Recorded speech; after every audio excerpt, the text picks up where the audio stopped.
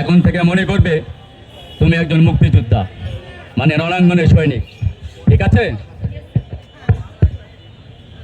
আর সবুজ, তুমি তোমার টিম নিয়ে ওই কর্নারে চলে যাবে, ঠিক পাকশালার সামনে থেকে 200 গজ সামনে পজিশন নেবে, আর এর উপরে নজর রাখবে, কারণ এর ক্ষোভ আছে, যে কোনো সময় ইমোশনাল আচমকা ফায়ার না দেয় বা একা অ্যাডভান্স না করে, ঠিক আছে? কি সংবাদীরা, স্যার ওরা মজবুর চাচাকে হত্যা করেছে স্যার। ইন্না লিল্লাহি ওয়া ইন্না ইলাইহি রাজিউন।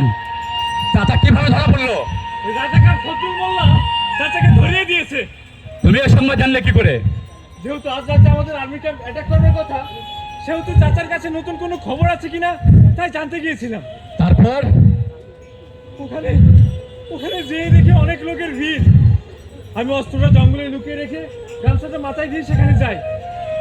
কিছু লোক সরিয়ে দেখি চাচার লাশ। আমি আমি কিছু লোকজন নিয়ে চাচার লাশটা সেখানে দাফন করে এখানে চলে এলাম স্যার। সবুজ, অঞ্জনা, তোমরা ফুল আর্থ অ্যামিনেশন নিয়ে যাও, আর সরতুল মোল্লা যেখানে তা ঘরে নিয়ে আসো। দাদা স্যার, আমি ওই রাজাকার ফজলুল মোল্লার বাসায় হানা দিয়েছিলাম। ওর বাড়ির প্রত্যেকে গা ঢাকা দিয়েছে। আর ওই রাজাকার ফজলুল মোল্লা মেজরে জিপে চড়ে ক্যাম্পের দিকে গেছে। আমার ধারণা এখন সে ক্যাম্পেই আছে। ঠিক আছে সদরুল মোল্লা, তুই যেখানে থাক আমার হাত থেকে বাঁচতে পারবি না। সবুজ, অঞ্জনা, তোমরা তোমাদের প্ল্যান মোতাবেক কাজ করবে। এখন থেকে আধা ঘন্টা পর একটা গ্রেনেড ছুটবে। গ্রেনেড বাস্ট হওয়ার সাথে সাথে 100 গজ রাইট সাইডে সরে যাবে, ঠিক আবার পূর্বের জায়গায় চলে আসবে। ওখান থেকে আর একটা গ্রেনেড ছুটবে। মনে রেখো, আর্মি ট্রুপ যখন মুভ করবে আমরা তখন লাগাতার ফায়ার দেব। ইনশাআল্লাহ বিজয় আমাদের অনিবার্য। তুমি সব সময় 2 হাত ভাগে মাঝে থাকবে, আর যখন গোলাগুলি হবে তখন ভুলেও দাঁড়াবে না। আমি যখন হাত পাতাবো হাতে গ্রেনেড তুলে দেবে, আর যদি কারোর কাছে যাবার প্রয়োজন হয় তাহলে পেছনে বোলিং করবে, সামনে নয়, ঠিক আছে? তাহলে চলো আমরা এখনই পজিশন নিব।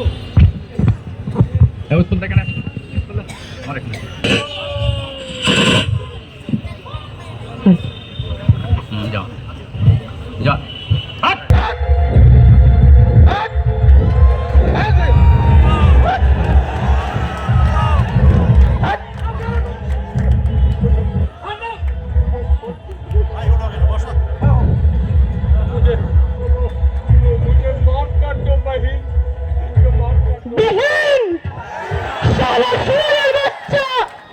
এখন বন্যা, আমি তোর বন্যা শালা জানোয়ারের বাচ্চা। এখন বল, আর যখন হিংস্র পশুর মতো আমাকে দর্শন করেছিলি তখন তোর বোনের কথা মনে ছিল না? এই নবশাই, তোকে দর্শন করবি। আয় আয় রে শরীর বাচ্চায়,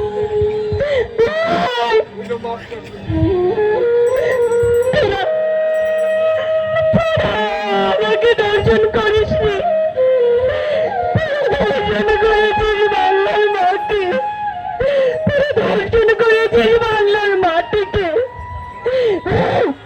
তোদের মতো নরবসর বেঁচে থাকার কোন অধিকার নেই।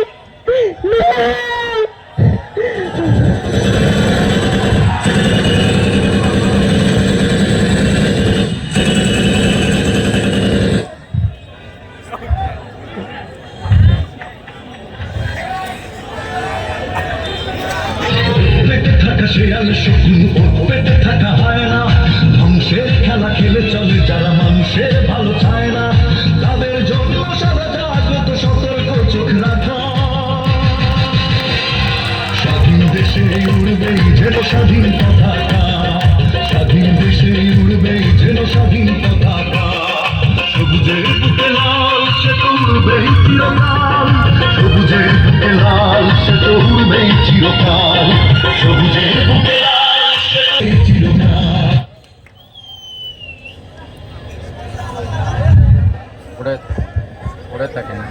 করে পাক বাহিনীরা হত্যা, ধর্ষণ, ধ্বংসযজ্ঞ চালিয়েছে।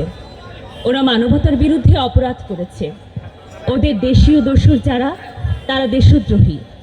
আমরা ওদের বিচার চাই। আপনারা সকলে আমাদের সাথে থাকবেন তো?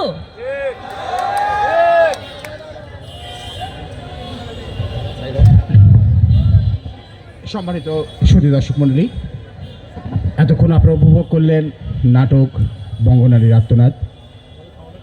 আমরা একটু হলেও বুঝতে পেরেছি যে সেই সময় ৭১-এর সময় আমাদের দেশে পাক সেনারা কি অমানবিক নির্যাতনগুলো করেছিল, তার কিছু অংশ আমরা তুলে ধরার চেষ্টা করেছি। আশা করি আপনাদের কাছে ভালো লেগেছে। সবাইকে আবারও শুভরাত্রি, ধন্যবাদ। ভাই বলেন।